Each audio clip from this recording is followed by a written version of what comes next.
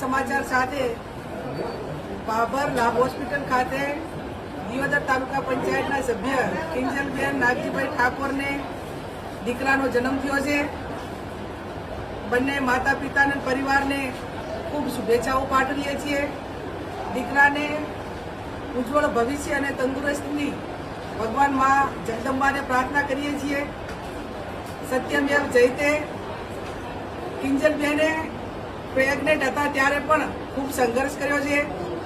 એક વફાદારીથી તાલુકા પંચાયતના સભ્ય તરીકે તેમની સંઘર્ષભરી વફાદારી નિભાવીને એક જાહેર જીવનના લોકોને પ્રેરણા પૂરી પાડી છે કે ગમે એટલો તકલીફ હોય, સંઘર્ષ કરવો પડે, પણ જે લોકશાહી માટેની એક જે જવાબદારી છે એ પણ એમને પૂરેપૂરી નિભાવી।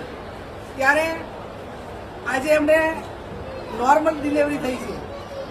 વર્તમાન સમયની અંદર ઘણા ઓછા કિસ્સાઓની અંદર નોર્મલ ડિલિવરી થતી હોય છે, પણ આજે એમના પરિવારે અહીંયા બધા હાજર છે। અમને પણ સમાચાર મળ્યા 4:43 આ દીકરાનો જન્મ થયો છે।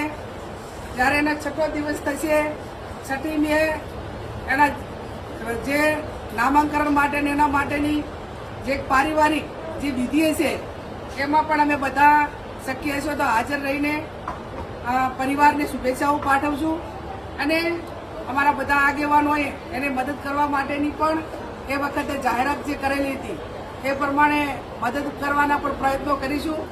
ફરી લાભ હોસ્પિટલના જે ડોક્ટરો છે, આપણે નામે રીતેશભાઈ ત્રિવેદી અને એમનો સમગ્ર સ્ટાફ હોસ્પિટલમાં ઘણા ટાઈમથી એ બેન દવા પણ લેતા હતા।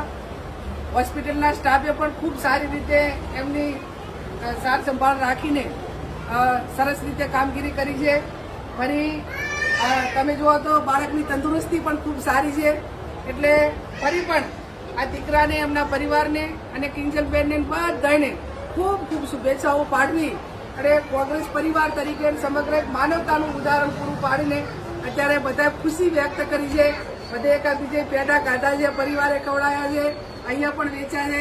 ખુશીના પ્રસંગમાં અમે બધા એમની સાથે છીએ અને આવનાર સમયની અંદર મેં અગાઉ કીધું એમ કે આવા નાના માણસ પાસેથી જાહેર જીવનના મોટા લોકોએ પણ પ્રેરણા લેવી પડે કે લોકશાહીની અંદર ચૂંટાણા પછી આપણી જવાબદારી શું છે અને એક ગરીબ પરિવાર હોવા છતાં પણ કોઈ પણ પ્રકારની લોભ લાલચોમાં આવ્યા વગર ખૂબ સંઘર્ષ કરીને એમણે સારું ઉદાહરણ પૂરું પાડીને બીજાને પ્રેરણા આપવા માટેનું કામ કર્યું છે। પત્રકારોનો પણ ખૂબ ખૂબ આભાર।